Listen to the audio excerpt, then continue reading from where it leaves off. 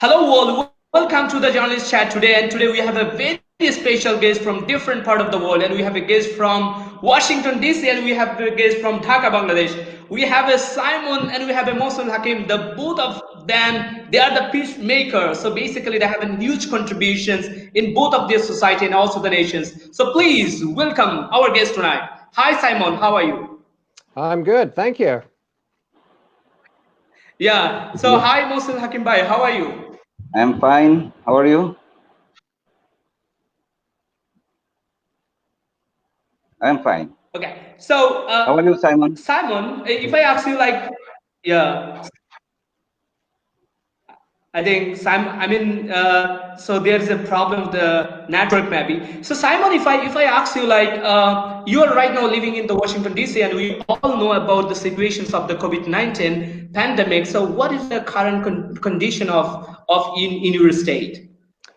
Well, you know, I normally work from home anyway, so my schedule is pretty much unchanged, even with COVID. I just don't get to go to any outside meetings anymore. But you know, we're fine. As I said, you know, we're just working from home as normal, and the only difference is my wife now works at home with me as well. So there's two of us here instead of just me during the day.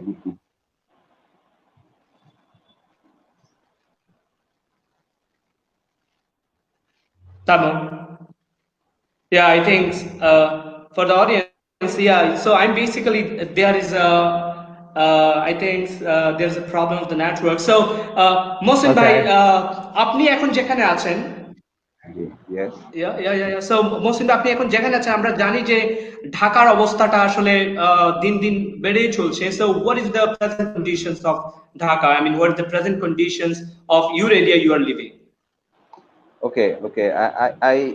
I was hearing Simon his situation, what he's doing. He's working from home. I was getting him clearly.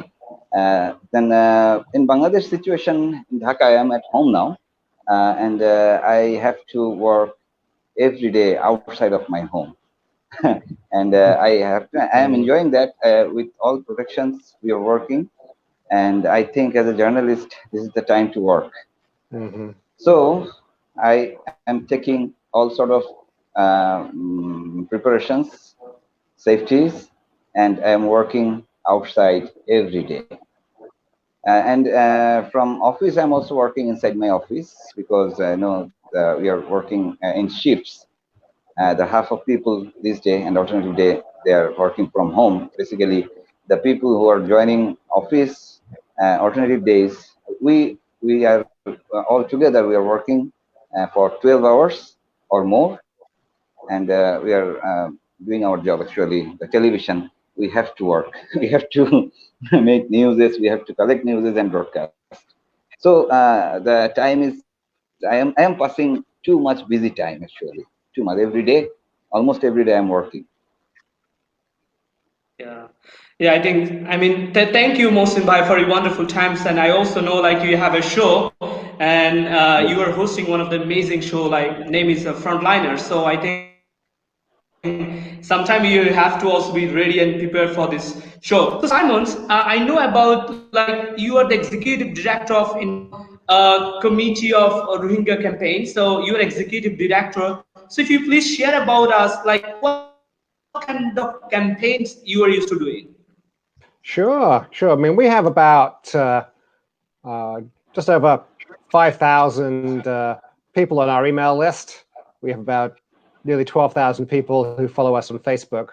And what we do is we help people, we give people the resources and tools that they need to lobby their governments, put pressure directly on companies, and take action in support and in solidarity with the Rohingya. And our goal is to build up the movement of people around the world, putting pressure on the Myanmar military, because the Myanmar military is the problem here.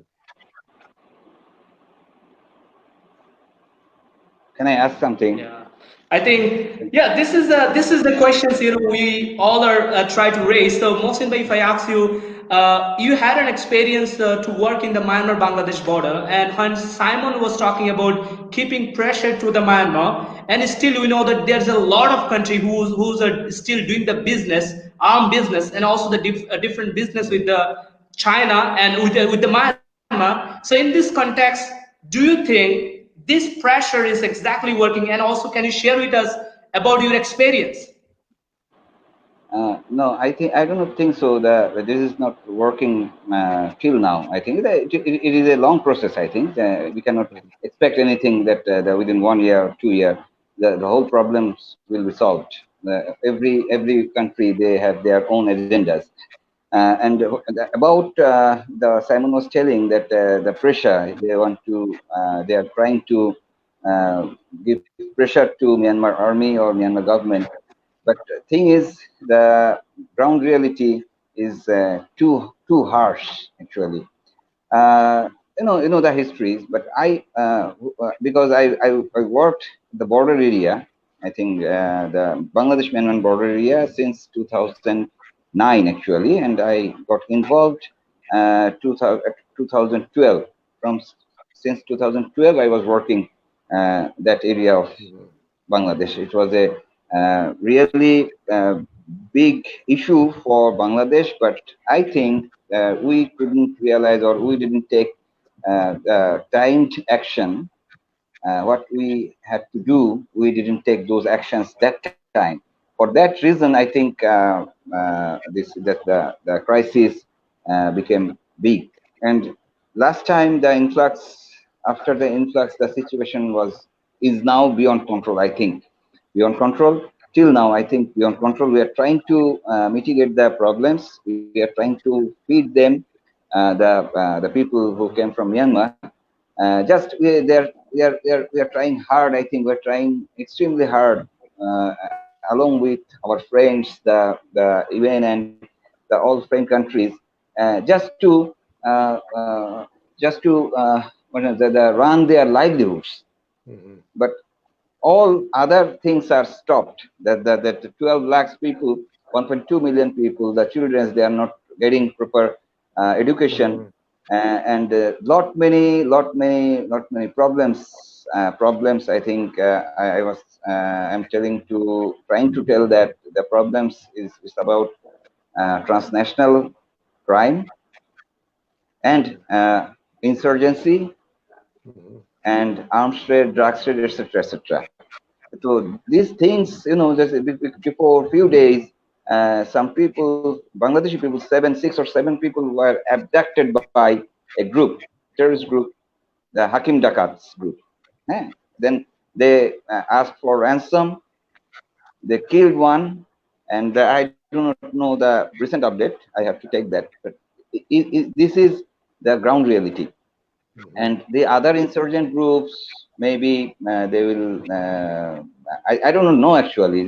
I'm trying to tell you that the situation, what is the real situation inside those people, we do not know. Bangladesh do not know everything, I think. And I do not know the Simons. They are working here, and I think they can know. They also have some informations. But main thing is the trades. You told the arms trades. I think it has been decreased. I think because and the people who were involved here, they are not active now. The past they used to uh, trade these illegal arms for other people, other community, other countries. Those things are stopped now. So the what should I say, the need of they do not the Rohingya people or the user of the arms became limited. I think this is my observation. So I do not think so. There are not many arms ammunitions are there.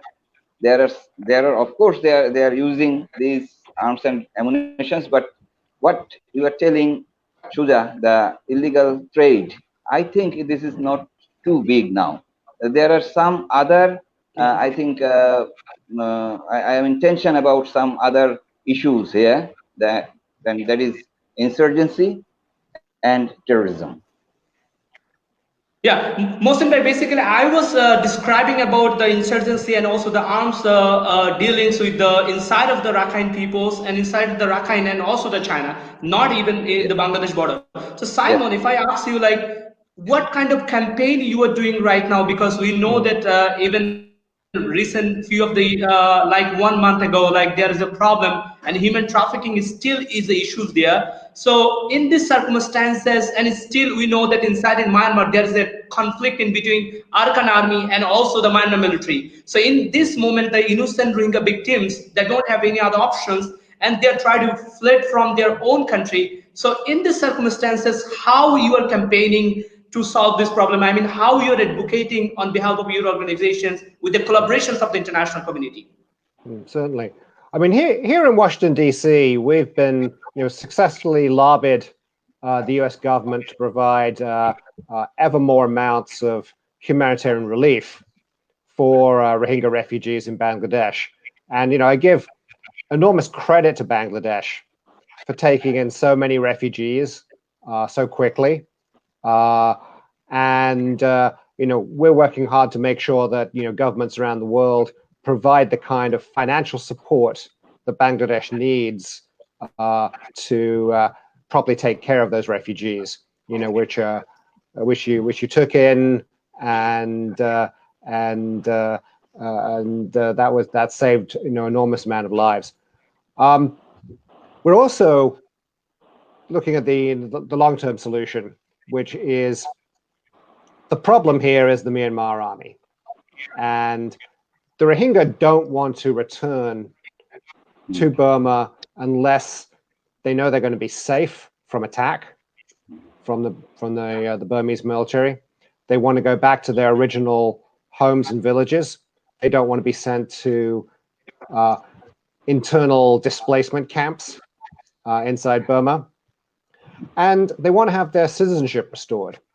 They want to have the same rights that they enjoyed, that they used to enjoy, 10 years ago when, Rohingya actually voted in the Burmese election and elected a number of members of parliament to inside Burma.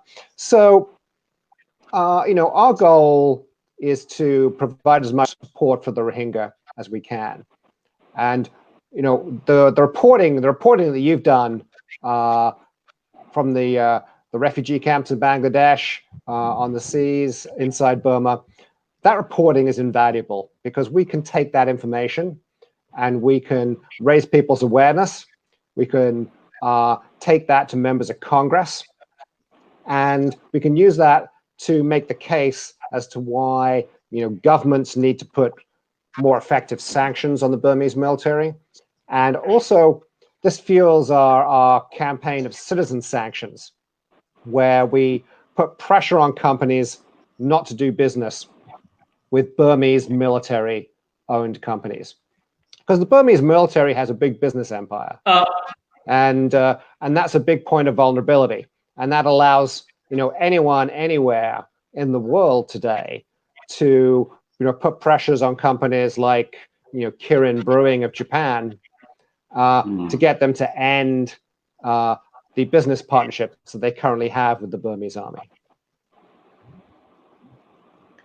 Yeah. So Simon, like, if I just read one of the things, like, so once it was like 2017, USA called for suspending arms sales to the Myanmar Phase 2 roadblock in Security Council, and also that like two Beta country like China and Russia, and they have they're still doing the business inside in the Myanmar. So in these circumstances, when you are talking about like keeping pressure as a country, like as a beta power country and one of the development country like USA, and when you are working as a lobbyist or you are mitigating that, so how people exactly, the Rohingya people, will believe that that's gonna work like within next 10 years?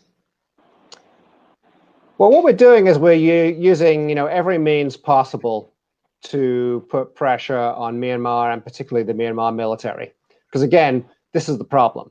We have to change the military's behavior, and for that we need to use sanctions, political pressure, economic pressure, and so we've seen the Burmese military under pressure from a number of different areas.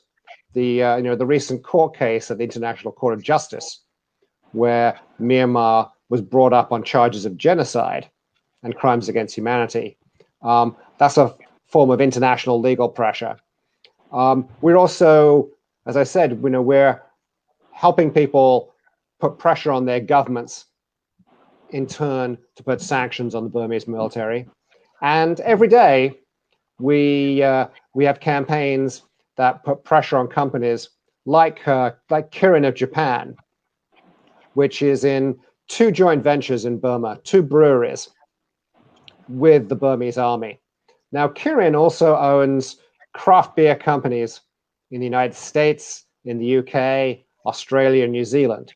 And so we're organizing people in the UK, in Europe, in Asia, to put pressure on their local beer companies that are owned by Kirin and say, we're not going to buy beer from your company until your owner, Kirin, ends its partnership with the Burmese military. Recently, a couple of months ago, back in January, we had a successful campaign that pressed Western Union to end its business partnership with the Myanmar Bank, which is a Burmese military-owned bank. And the pressure we're able to put on Western Union, just from consumers, from shareholders in the media and social media, that was sufficient to get Western Union to end that business partnership. And so, we fully expect that Kirin of Japan will also feel that same pressure, because they're a consumer products company and they rely on consumer business. They have a lot of investments in their brands and their image, and these are very vulnerable to the kind of tactics that we can employ. And so, our model here is, the successful campaign against apartheid in South Africa. And that was a campaign, that was a movement of people all around the world, again, not just pressing their governments to take action, not just pressing the United Nations to take action, but also directly putting consumer pressure on companies to stop doing business with the apartheid regime. And the combination of all that pressure and all those tactics caused significant number of companies to pull out of South Africa and effectively put pressure on the apartheid regime to change. So that's our model. It's a model. It's a movement model. It's a movement. It's a model of international solidarity. Yes, Simon. We also believe in that, so that even this is a demand of the peoples and the Rohingya peoples even around the world, so that the people will keep pressure inside in Myanmar. And so, if I ask Mohsin Hakim, we all the time know that if our foreign ministry once says that why it is only the responsibility of Bangladesh. But once in my previous panelist, one of the Rohingya leaders, and he says that we are not talking about this is only the pressure of only the responsibility of Bangladesh, because Bangladesh is a neighboring country of Myanmar, so that's why Bangladesh have a responsibility, or Bangladesh need to deal with that. So in this context, when Simon are talking about like how they are keeping pressure as the international community, they're working for the global pitch. So what about your observations on that, and how Bangladesh can merge together to keep pressure inside Myanmar? Yes, thank you. I was hearing Simon's was telling the things is too hard, because Bangladesh is a generous country first. Mm-hmm. Then we believe in peace, and really we believe in peace in Bangladesh, and we never instigate any time with Myanmar border guard.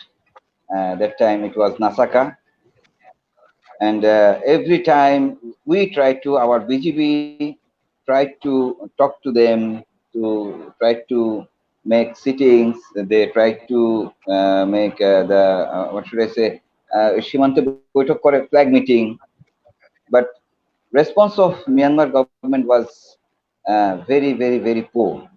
So mm-hmm. What I was telling, that is the negotiation should be with pressure, and what Simon was telling, the all-out pressure should be there, all-out pressure, and we need every country here.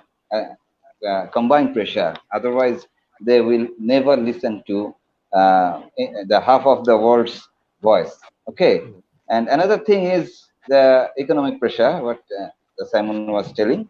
That is a very good technique to give pressure to a country, especially the army of Myanmar. But thing is that if they get support from half of the world, the countries, it will not work actually. So it is happening. I think, Simon, am I right? Yeah, I mean the pressure has been building on Myanmar, Yeah. but we need more pressure, and that's what we're We need working more to do. pressure. Yeah, I We mean need that really more is the pressure. bottom line. We need more Yes. pressure on Myanmar. We Yeah. need more pressure, and Myanmar, they are ready to not listen anything. Okay, this is the main thing. They won't listen.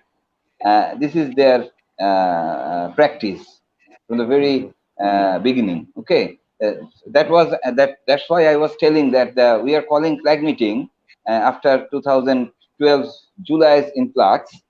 The BGB sent the letter to Nasaka, and after 3.5 months they replied. Okay, it was border to border communication. Okay, so they are unwilling. Basically, they are unwilling. That is the main challenge for Bangladesh. Bangladesh is trying, of course, trying, but I think Bangladesh did the right job, the right thing at 2017. We gave shelter to the people who came from Myanmar. But thing is, the pressure, the old thing. Again, I'm repeating that we have to pressure them combinedly. The whole world should get together and give pressure. Only then they will listen. Exactly. Yeah, Mohsin Bhai, I basically, maybe you missed the one of the questions. So basically, I asked you how Bangladesh collaboratively and how Bangladesh collaboratively can go farther to solve this problem. I mean, there's a lot of, I mean, the most of the times there's a lot of actors. They're talking about like, okay, so Bangladesh need to work with us to go forward to solve these problems. And sometimes there's the people from inside are talking about, I got you. okay, I international got actors, you. they're doing in their own, but they're not communicating with us. So on that. Again, I couldn't listen because the network was broken. Again, Sudha. Yeah, Mohsin Bhai, I'll back to you. Just I'll ask the Simon. So Simon, how you are because when you work, and I know like you are working with the different international community and also collaborations with the country inside, and you have a people who are working and doing the campaign. So how you are collaborating and working with the Bangladeshi government and Bangladeshi intellectual or expert? Well, I've been very impressed and heartwarmed by the amazing support that we've gotten from the Bangladeshi American community. Some of our strongest supporters and strongest donors are Bangladeshi Americans who not only support our campaign work, but also have been raising a lot of humanitarian relief money for the Rohingya refugees in Bangladesh. So, the Bangladesh government, the Bangladeshi community, whether in Bangladesh or the Bangladeshi diaspora around the world, they've been some of probably the best supporters of the Rohingya refugees, and they deserve enormous amount of credit for that. And our job is to make sure that we put pressure on other governments to provide significant support for the Rohingya refugees, and also we put more political and economic pressure directly on Myanmar, and in particular the Myanmar military. But yeah, I mean, I take my hat off to Bangladesh and the Bangladeshi community for their support of the Rohingya. I mean, I've really seen that, we felt that, and over 1 million Rohingya are alive today because of that. Okay. So one thing, Simon, I was thinking these issues that in human rights, so when it is about human rights, yes, suppose the people we are giving them shelter in Bangladesh, in our land, they are staying here peacefully, but sometimes some miscreants, they are doing extremely bad things here. They are disturbing the local people. They are abducting the local people. So in that case, the human rights of the local peoples are violated, isn't it? So Bangladesh is acting generously. We are keeping patience. And one thing that is the our whole government, the foreign ministry, and the other ministries, we are also concerned about that, and the government is really working hard on that. But the problem is too big to mitigate alone. And one thing, there is a huge pressure for Bangladesh. We have many problems. We have to address. We have to mitigate. The government had to mitigate. And I think the government officials, they are working hard. Problem is again with Myanmar. Okay. So Exactly. Yeah, Mohsen, so basically for the audience, I was kind of disappeared for a while. So the Simon, if I ask you like when you were working, and what about the success? If I ask you like when you already shared about the success of your campaign and how long you will keep continuing about this campaign, because we know that after a long time, in Gambia court, like they also, I mean, this is the process already start to get the justice. But in the meantime, and how long you will keep continue? Well, we'll continue until the Rohingya are allowed to live wherever they choose to reside in peace. And right now, when you talk to Rohingya refugees in Bangladesh, they're almost unanimous in saying that they want to return to Burma, but only so long as their safety is guaranteed, they have their rights restored, and they can go back to their original homes and villages. And as we pointed out, the solution to that problem is more pressure on Myanmar, and that's what we're organizing to do. Yeah, Simon, if I just added you one thing. What kind of safety you are basically talking about? When I entered the Rakhine state and I saw like there is no home. They burn everything. So when they will go back their country, and basically who will make the safety and security, and who are responsible for that? Yeah, I mean, the government of Myanmar is responsible for that. We need to get to a situation where the government of Myanmar can rein in the army. Right now, they can't.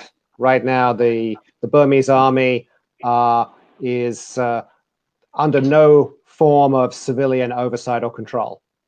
The defense minister, the border control ministers, they're appointed by the head of the army. They're not appointed by the president.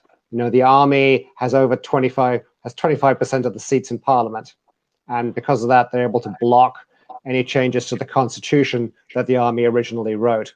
So the long-term solution to this is to get the Burmese military out of government, get the Burmese military out of the economy, get them into the barracks under civilian control and oversight. And that's very much of a long-term thing. But again, that's what we're organizing to do by working to get governments to sanction the Burmese military, and also going after the Burmese military's business interests directly to make sure that no foreign company and also no domestic companies inside Burma do business with Burmese military-owned companies, and deny the military both the legitimacy and the money that they get from their business empire.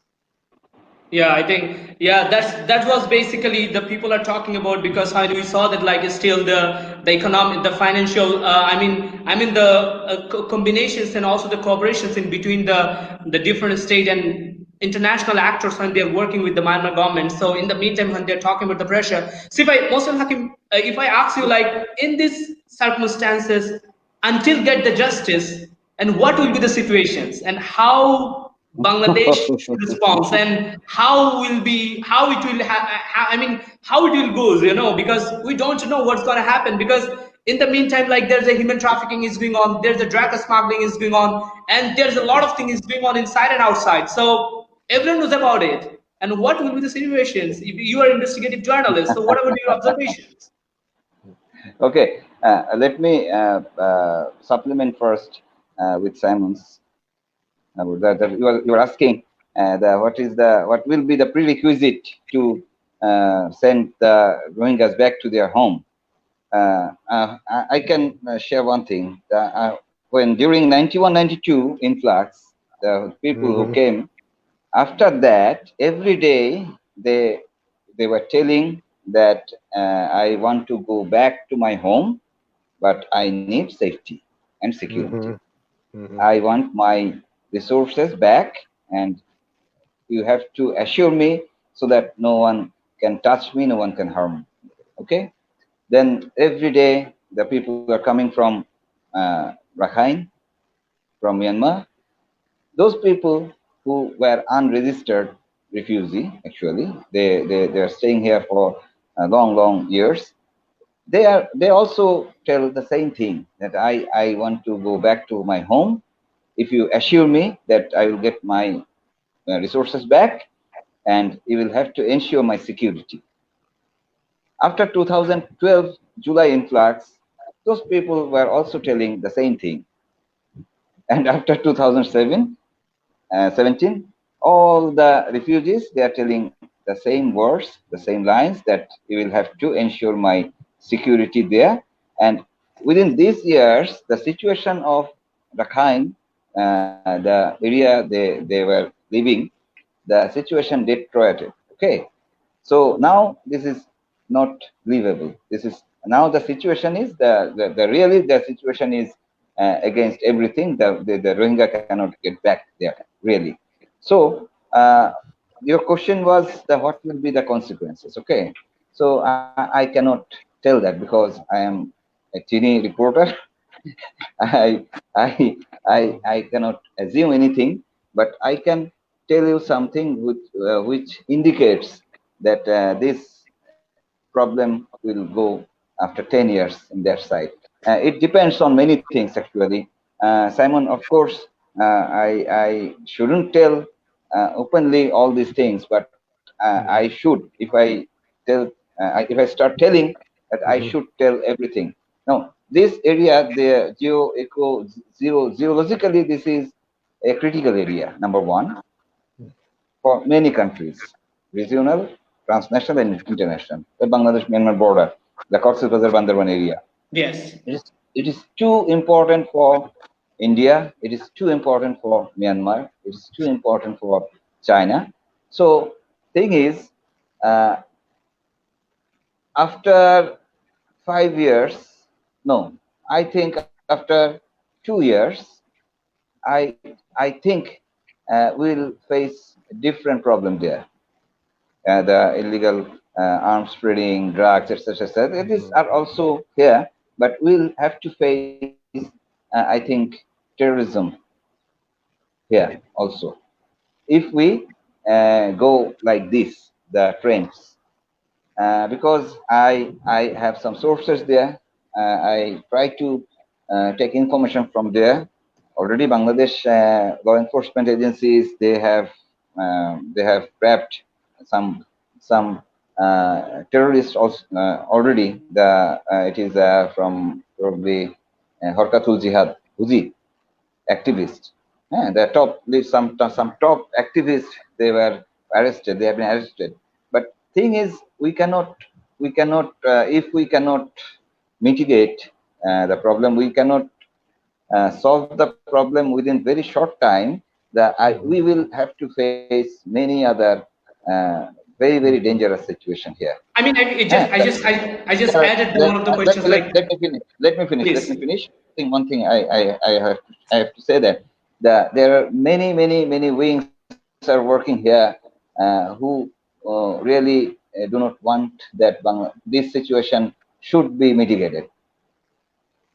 if I get time, I will explain afterward these things. But this is my information. I have that information that many some sectors, they do not want that let it solve. Okay, so they are trying to make some problems here. The normal procedures are being hampered.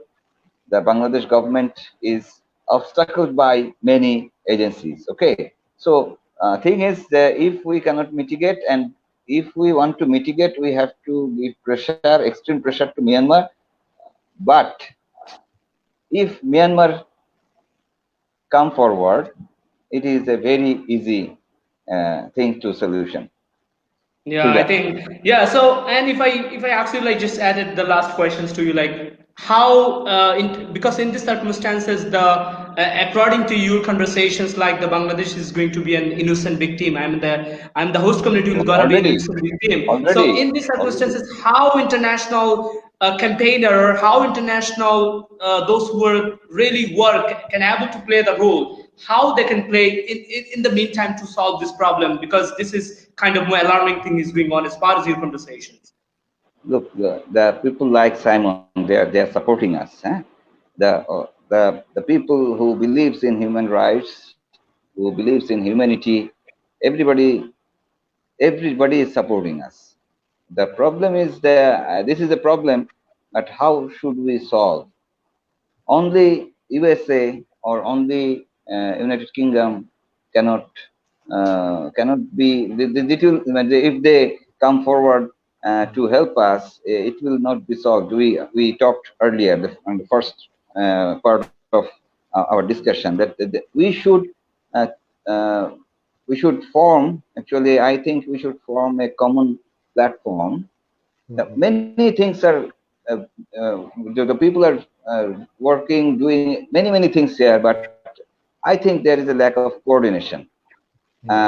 In other sense, if I say that if we can make those campaigns, those pressures coordinatedly, if we work together with a plan and combinedly, actually, then I think the people are doing for us, doing for the Rohingya peoples, if we can make the force together, what is going on this time, I think this will be a big pressure for Myanmar. And of course, the main things, number one, is Myanmar's military government is the main challenge for that. And for that, to mitigate that, we have to go diplomatically. And in that area, actually, I mean, the diplomatically, the countries, our friend countries, they are not acting what we expect, actually. For that reason, I think they are getting the chance to avoid the conversation and to face Yeah, the all. Okay, I mean, I I think mean, I yeah, you already clear. I think that's also the clear indications to make the bilateral relationship, because only the bilateral relationship and also the through the diplomacy is possible to make the solutions. So Simon, if I back to you, like when he was basically describing about the lack of collaborations, and also you know that you are working and there's a lot of international actors, and international actors are working inside and outside. So when he is talking about the lack of collaborations, so how it can develop and how it will work, and when, because you guys are working around the world to make the I mean when we discuss about the defensive diplomacy, people are really willing to do the diplomacy, but they're so defensive.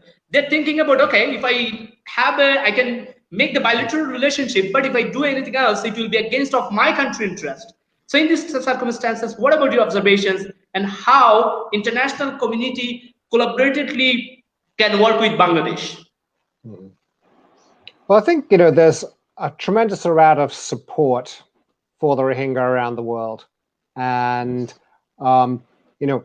it's I see it as our job at the International Campaign for the Rohingya to help turn that support and sympathy for the Rohingya into effective political and economic pressure. And that's why we show people how they can effectively, here in the US, lobby their members of Congress to get more humanitarian relief from the US for the Rohingya in Bangladesh, and also to put heavier sanctions on the Burmese military, both political and economic and financial. And at the same time, we also help organize people to put pressure directly on companies to end partnerships with the Burmese military. So that's how we approach it from this grassroots campaigning perspective, and that that in turn helps people put pressure on those governments, and then presses those governments to act in support of the Rohingya. So it's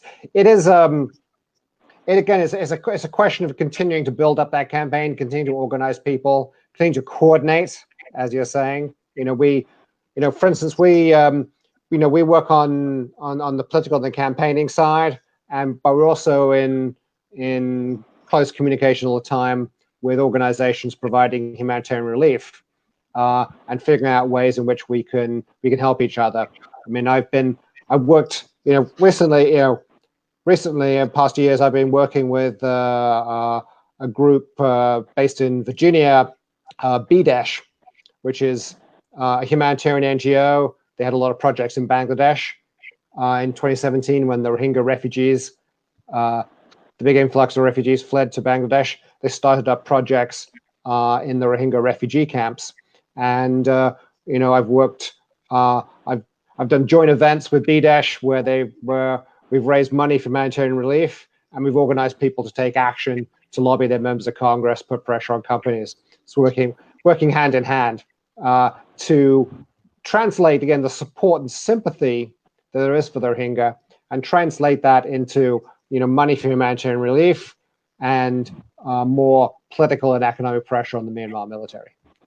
Yeah, Mohsin, if you allow me, I will ask then the questions to the Simon. So Simon, recently we know that like the human trafficking issues, even 2015, there were the mass grave in the Thailand and Malaysian border, So in the circumstances when 300 people stranded on the Andaman Sea, and they're twice time pushed back from the Malaysia, and also they're directly shooted by the Myanmar. So how international campaign really work on the circumstances when they're only the pressure in the Bangladesh to take this heavy response to receive the 300 Rohingya people? They already rescued and 60 people died, but there was another, this thing is going on.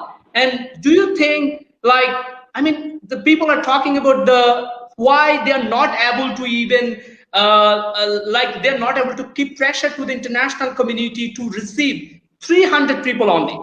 Because Bangladesh already received 1 million people, and already we know that around 500,000 people is living inside in Myanmar.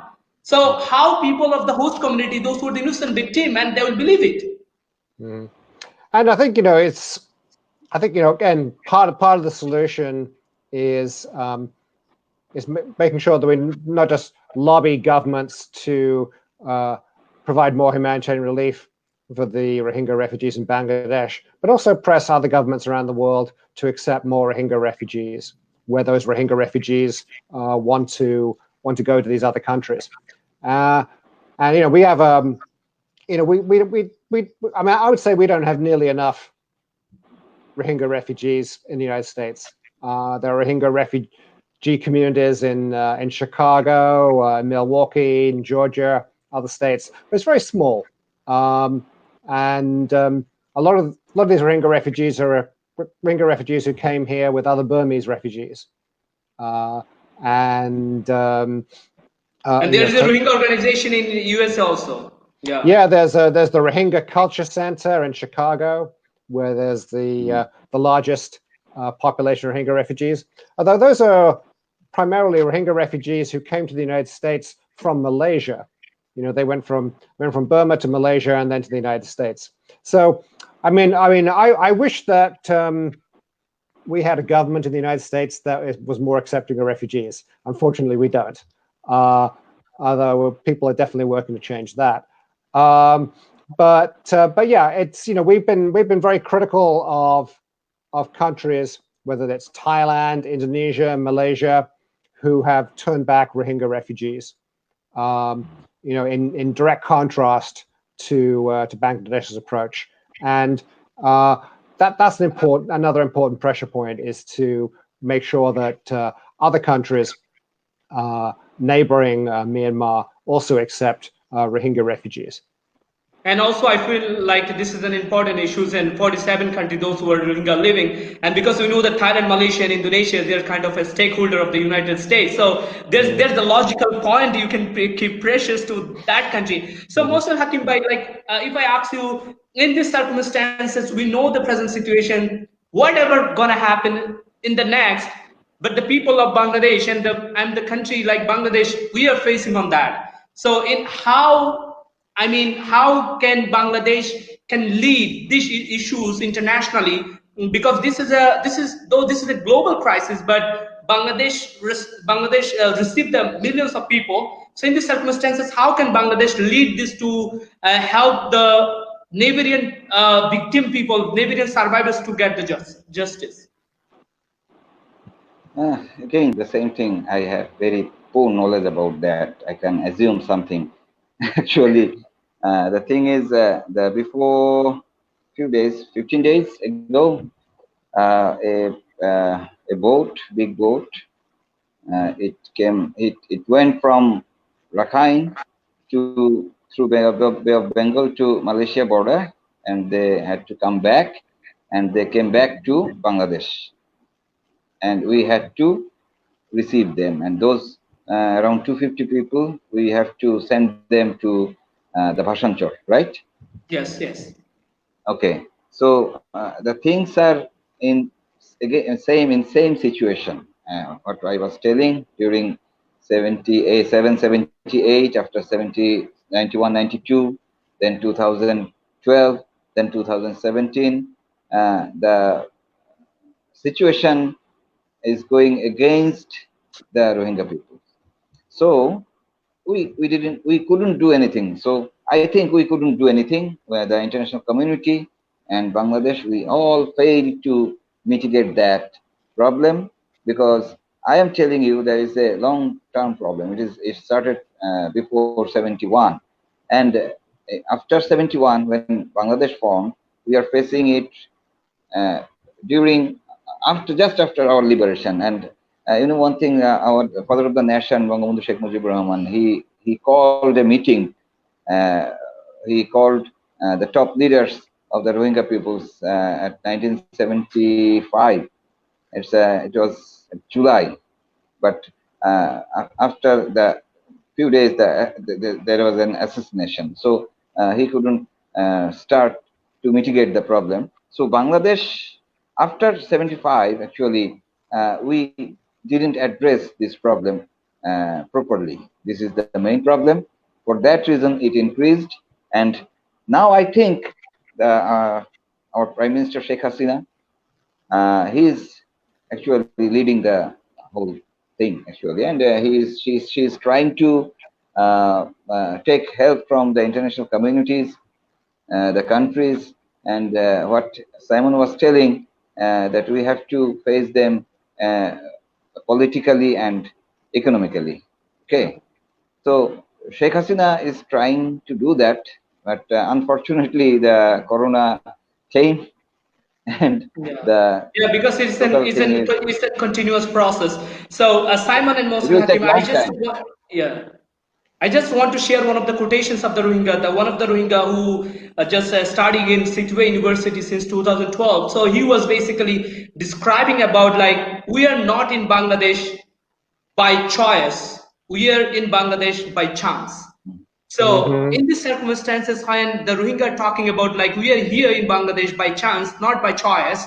So in these circumstances, when inside in the Rohingya, still there's 500,000 of Rohingya they're living in in a miserable condition inside in Rakhine. So Simon, and what will be the hope for that Rohingya? When Rohingya people are asking about how long we'll face the problems and how long we'll be treated as a survivors, not as a citizen inside of Myanmar. I mean, I don't know. I really don't know how long this is going to take. I hope it's sooner rather than later. What I do know is, we're working hard to turn the support and sympathy for the Rohingya into effective political and economic pressure on Myanmar, on the Myanmar government, to get them to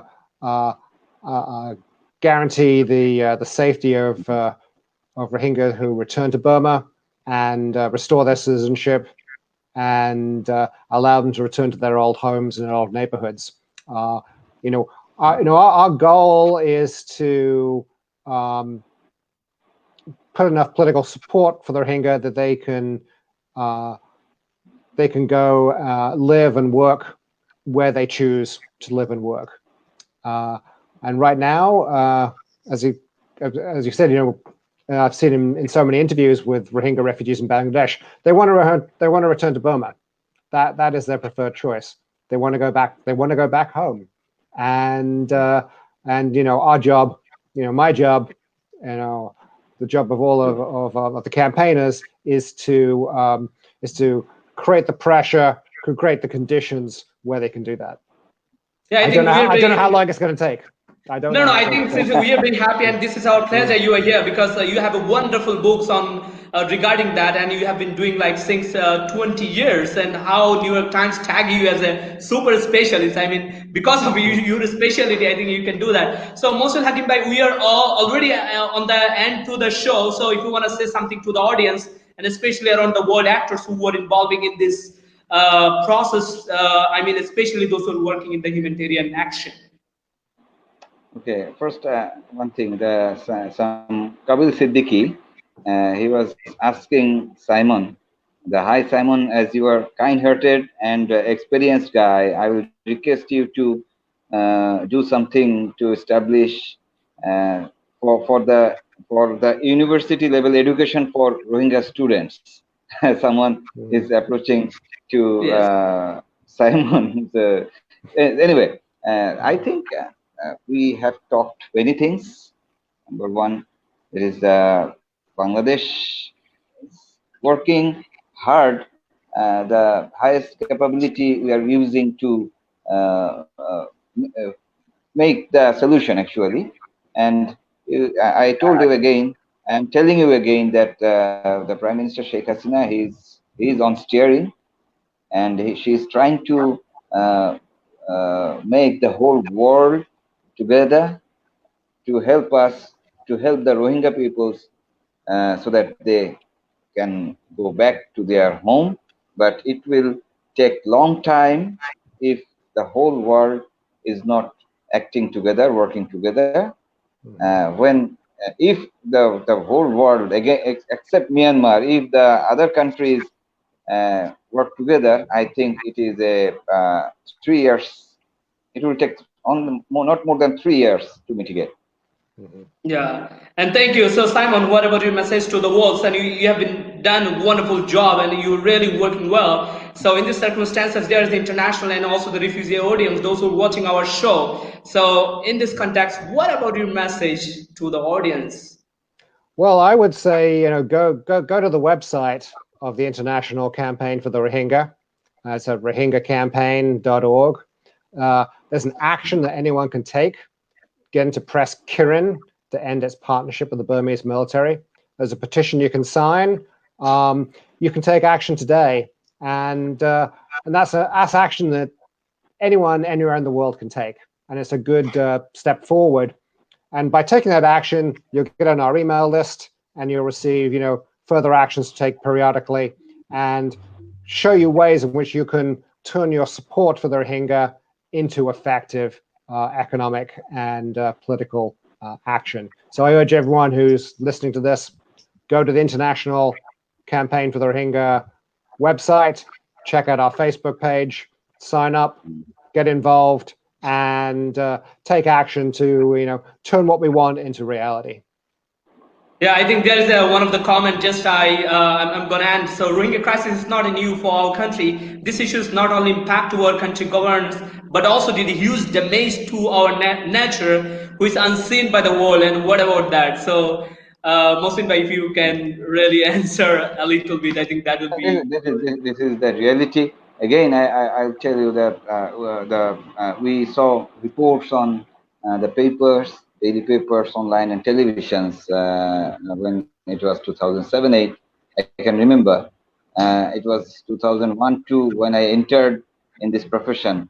I can remember that the news is the nature is being damaged by the people, Rohingya people. Okay, so the people, the number of people multiplied day by day, and now it is more than 1 million.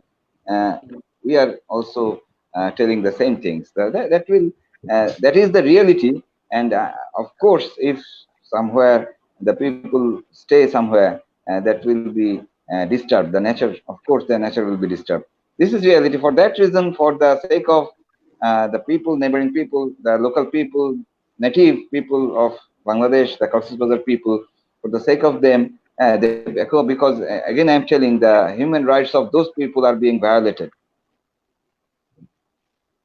Yeah. Yes. Yeah. So I think this is. for all of us, it should be solved. It should be mitigated. But I do not know.